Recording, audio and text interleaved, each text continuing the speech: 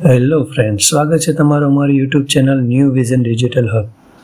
આજે આપણે વાત કરીશું રેલવે ભરતી બોર્ડ દ્વારા એએલપી એટલે કે આસિસ્ટન્ટ લોકો પાયલટની ભરતી બહાર પડી છે તેના વિશે. પોસ્ટ છે એએલપી એટલે કે આસિસ્ટન્ટ લોકો પાયલટ, જાહેરાત ક્રમાંક CN નંબર 01/2026 અને કુલ જગ્યા છે 11,127.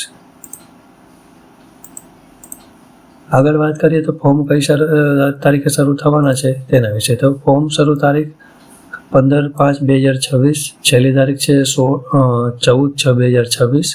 ફી ભરવા માટેની છેલ્લી તારીખ છે 16/6/2026 અને કરેક્શન એટલે કે સુધારા માટેની તારીખ પણ આપેલી છે, તે છે 27/6 થી 26/6/2026.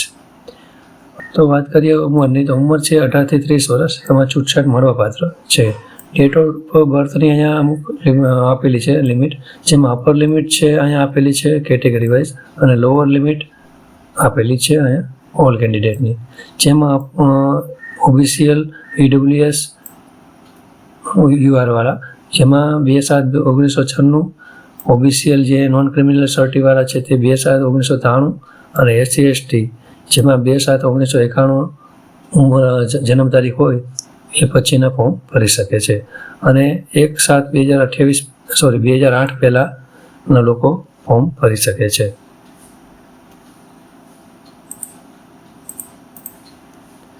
અહીંયા તમને એજ રિલેક્શન આપેલું છે, જે અપર લિમિટ અને મેક્સિમમ ઉપર એજ ઓફ ફોલોઈંગ કેટેગરીઝ એવું લખેલું છે, જેમાં SC/STની કેન્ડિડેટમાં 5 વર્ષની છૂટછાટ છે.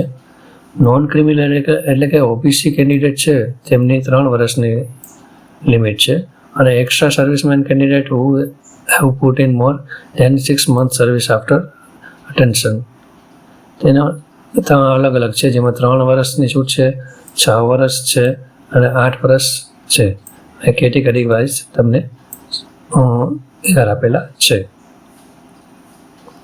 Candidate who are serving Group C and erstwhile Group D railway staff with minimum 3 years service as, એટલે જો તમે રેલવેમાં સર્વિસ કરતા હોય તો UR અને EWS અને OBC નોન ક્રિમિનલ માટે 40 વર્ષ અને 43 વર્ષની એજ હોવી જોઈએ મેક્સિમમ.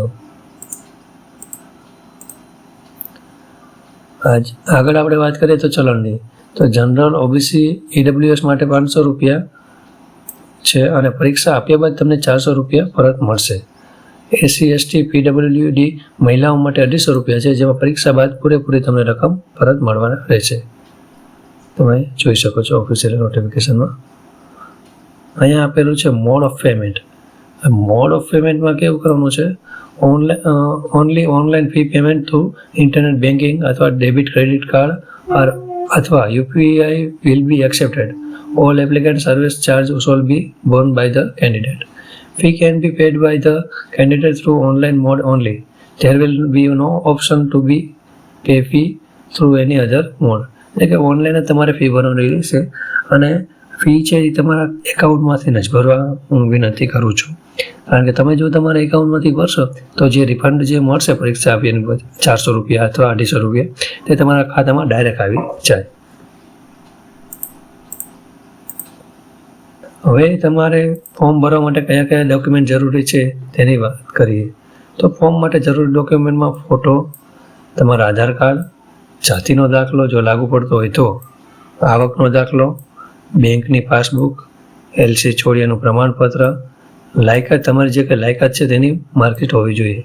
મોબાઈલ નંબરમાં જે કાયમી તમારો હોય તે રાખો, જે ચાલુ જ રહેતો હોય. ઈમેલ ID જે ઈમેલથી લોગિન થતું હોય તે આપવાનું રહેશે. ભરતીની પ્રક્રિયાની વાત કરીએ તો પ્રથમ CBT એટલે કે CBT 1 તમારી પરીક્ષા કોમ્પ્યુટર બેઝ ટેસ્ટ રહેશે. પછી બીજા તબક્કામાં પણ CBT 2 એટલે કોમ્પ્યુટર બેઝ ટેસ્ટ રહેશે. કોમ્પ્યુટર આધારિત એપ્ટિટ્યૂડ ટેસ્ટ એટલે કે તમારી કોમ્પ્યુટરની ટાઈપિંગ ટેસ્ટ કે એવું કંઈ આવા ટેસ્ટ લેવામાં આવશે. ત્યાર પછી દસ્તાવેજ ચકાસણી એટલે કે ડોક્યુમેન્ટ વેરિફિકેશન માટે તમને બોલાવવામાં આવે અને લાસ્ટમાં છે મેડિકલ પરીક્ષણ એટલે કે મેડિકલ તમારું ટેસ્ટિંગ કરવા માટે, મેડિકલ ચેકઅપ માટે તમને બોલાવવામાં આવશે જો તમે આ બધામાં પાસ થઈ ગયા તો.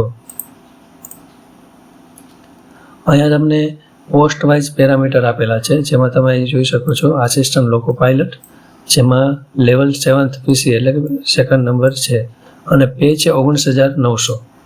મેડિકલ સ્ટાન્ડર્ડ A1 આવશે અને suitable for person with benchmark disability not suitable, એટલે કે આમાં તમારે ડિસેબિલિટીવાળા સુટેબલ નથી. અહીંયા તમને મિનિમમ એજ્યુકેશન ક્વોલિફિકેશન આપેલી છે, તે તમે વાંચી શકો છો.